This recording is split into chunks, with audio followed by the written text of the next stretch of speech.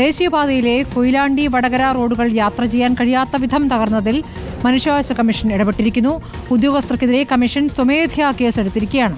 പൊതുമരാമത്ത് വിഭാഗം എക്സിക്യൂട്ടീവ് എഞ്ചിനീയറും ദേശീയപാത അതോറിറ്റി പ്രോജക്ട് ഡയറക്ടറും പരാതി പരിശോധിച്ച് 15 ദിവസത്തിനകം റിപ്പോർട്ട് സമർപ്പിക്കണമെന്നാണ് കമ്മീഷന്റെ നിർദ്ദേശം.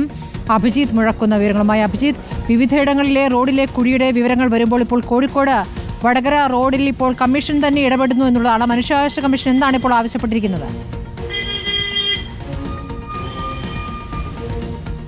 സ്മൃതി, നന്ദി ബസാറിലാണ് നമ്മളിപ്പോൾ ഉള്ളത്. കൊയിലാണ്ടിയിൽ നിന്ന് വടകരയിലേക്ക് പോകുന്ന വാഹനങ്ങളൊക്കെ ആശ്രയിക്കുന്നത് ഈ റോഡാണ്. ഈ റോഡിന്റെ സ്ഥിതി നോക്കുക. കൊയിലാണ്ടി മുതൽ വടകര വരെ ഈ രീതിയിലുള്ള ചെറുതും വലുതുമായ കുഴികൾ ഈ റോഡിലുടനീളമുണ്ട്. പലപ്പോഴും ഇരുചക്ര വാഹനങ്ങൾ ഉൾപ്പെടെ ഈ കുഴിയിൽ വീഴുന്നതും അപകടം സംഭവിക്കുന്നതും നിത്യ കാഴ്ചയാണ്. ഇതിനു പിന്നാലെയാണ് ഇപ്പോൾ മനുഷ്യാവകാശ കമ്മീഷന്റെ ഇടപെടൽ വന്നിട്ടുള്ളത്. ബന്ധപ്പെട്ട ഉദ്യോഗസ്ഥർ, അധികൃതർ മറുപടി നൽകുക, 15 ദിവസത്തിനകം റിപ്പോർട്ട് സമർപ്പിക്കുക എന്നുള്ളതാണ് മനുഷ്യാവകാശ കമ്മീഷൻ ഇപ്പോൾ ഉത്തരവ് പുറപ്പെടുവിച്ചിട്ടുള്ളത്. നമുക്ക് മഴയായി കഴിഞ്ഞാൽ നിത്യ കാഴ്ചയാണ് ഈ റോഡിലെ. ചിലപ്പോഴൊക്കെ മെറ്റലൊക്കെ വന്നുകൊണ്ട് താൽക്കാലികമായി ഈ കുഴി അടയ്ക്കുന്നതിനുള്ള ഒരു നടപടി ഉണ്ടാവുക എന്നതൊഴിച്ചാൽ മറ്റ് നടപടികളൊന്നും അധികൃതരുടെ ഭാഗത്തുനിന്നുണ്ടാകുന്നില്ല എന്നുള്ളതാണ് യാഥാർത്ഥ്യം. ചില നാട്ടുകാരൊക്കെ നമ്മുടെ ഒപ്പം ചേരുന്നുണ്ട്. ചേട്ടാ, വലിയ ബുദ്ധിമുട്ടാണല്ലേ യാത്രക്കാർക്ക്? വളരെ ബുദ്ധിമുട്ടാണ്. ഇതിൻ്റെ മുന്നേ ഒരു 2-3 ദിവസമൊക്കെ ഉള്ളൂ. ബസ്സുകാർ സമരം നടത്തിയിട്ട് ഒരു ദിവസം ഫുള്ളായിട്ട് സമരം നടത്തിയിട്ട് ഇവിടെ പോയി സമരം നടത്തി ഞങ്ങൾ പിറ്റേന്ന് തന്നെ റെഡിയാക്കാൻ തന്നെ ഒരു സംഭവമില്ല. ദിവസം ഓട്ടോറിക്ഷക്കാർ വേറെ, ഞാനടക്കം ബൈക്കും കൊണ്ട് പോകുന്നതിനെ ഞാനടക്കം ഇവിടെ വീണിക്ക്. എന്നിട്ട് ഞാൻ വീണ വകയിൽ കുറച്ച് കല്ലെല്ലാം എടുത്തിട്ട് അവിടെ ഇട്ട് കുയ്യടച്ച് അത് തൽക്കാലം നിൽക്കുമെന്ന് മാത്രമേ ഉള്ളൂ. പിന്നെ ഇതായി പോകും. ഓട്ടോറിക്ഷക്കാർ നിരന്തരം ഇവർ തന്നെ ഒരുപാട് പ്രാവശ്യം പറഞ്ഞ്, യാത്രക്കാർ ഇതിലെ പോകുന്ന ആൾക്കാരെന്നെ ഓരോട് പറഞ്ഞു, ഒരു മൈൻഡും ഇല്ല. ദിവസം ഇങ്ങനെ വണ്ടി നിങ്ങൾ ഒരു ദിവസം നിന്നാൽ കാണും. ദിവസം ചെറിയ ബൈക്കുകാരെല്ലാം വന്നിട്ട് അറിയാണ്ട് വരുന്ന ബൈക്കുകാരുണ്ടല്ലോ, ഓലിപ്പോൾ നേരെ പോകുന്ന കുണ്ടിൽ വീഴുക. എന്നിട്ട് മെഞ്ഞാന്നൊരു ചങ്ങായി വീണ്, ചെറിയ ചക്കം വീണിട്ട് ഈ ഹോസ്പിറ്റലിൽ കൊണ്ട് ഒരുപാട് പൈസയെല്ലാം ചിലവാക്കിയ ഒരു നടപടിയില്ല, ഒരു നടപടി എടുക്കുന്നില്ല. പലതവണ അധികൃതരോടൊക്കെ നമ്മൾ ഇക്കാര്യങ്ങളൊക്കെ സൂചിപ്പിച്ചതല്ലേ, ഈ കുഴികളുണ്ട്, അതിൽ വീണ് അപകടം സംഭവിക്കുന്നു എന്നൊക്കെയുള്ള കാര്യങ്ങൾ. എന്തായിരുന്നു അവരുടെ മറുപടി? അവർ പറയുന്നത് പിന്നെ ഇതിപ്പം വാഗാട് കമ്പനിക്ക് വിട്ടുകൊടുത്താന്ന്, പിന്നെ അതുകൊണ്ട് ഞങ്ങൾക്കൊന്നും ചെയ്യാൻ പറ്റില്ല, ഇനി മെയിൻ്റനൻസ് വർക്ക് തീർത്ത് അവരാണ് ചെയ്യേണ്ടത്. ഇവിടെ ഇപ്പം ചെറുതും വലുതുമായ ഒരുപാട് അപകടം നടന്ന് 3-5 ആൾ ആക്സിഡൻ്റായിട്ട് പാലത്തിൻ്റെ മുകളിൽ നിന്ന് മരിക്കുകയും ചെയ്ത്.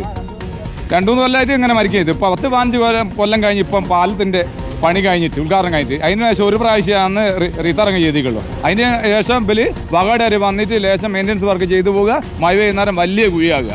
അതുകൊണ്ട് ഞങ്ങളെ ഓട്ടോറിക്ഷക്കാർക്ക് എല്ലാ വാഹനക്കാർക്കും ബുദ്ധിമുട്ടാണ്. ഞങ്ങൾ കുഴിയിൽ വീണിട്ട് ഒരുപാട് ആൾക്കാരെയൊക്കെ കൊണ്ടുപോകേണ്ട അവസ്ഥ വന്നു ആശുപത്രിയിലേക്ക്.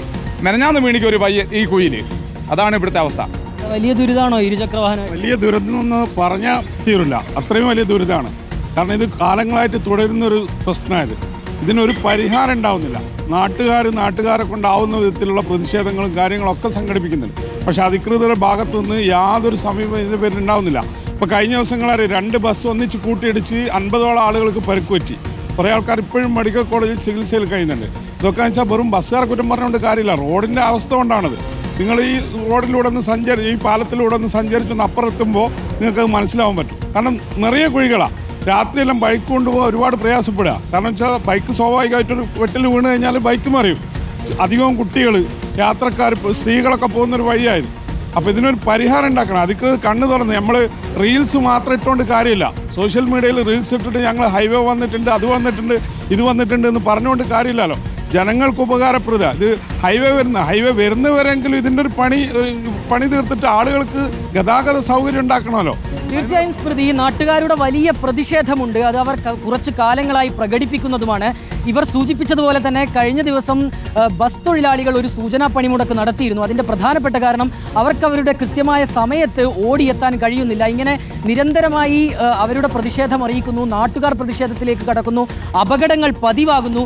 എന്നിട്ടും കൃത്യമായ ഒരു ഇടപെടൽ ഉണ്ടാകുന്നില്ല എന്നുള്ളത് തന്നെയാണ് യാഥാർത്ഥ്യം. ഇനിയിപ്പോൾ ഈ ഒരു റോഡിൻ്റെ കാര്യത്തിൽ മനുഷ്യാവകാശ കമ്മീഷൻ ഇടപെട്ടിട്ടുണ്ട്. ഏതെങ്കിലും തരത്തിലുള്ള നടപടി അതിനെ തുടർന്നുണ്ടാകുമോ എന്നുള്ളതാണ് നമ്മൾ ഇനി കാത്തിരുന്ന് കാണേണ്ടത്. സ്മൃതി. ശരി, അഭിജിത്ത് മുഴക്കുന്നാണ് നന്ദി റോഡിൽ നിന്നും വിവരങ്ങൾ നൽകിയത്.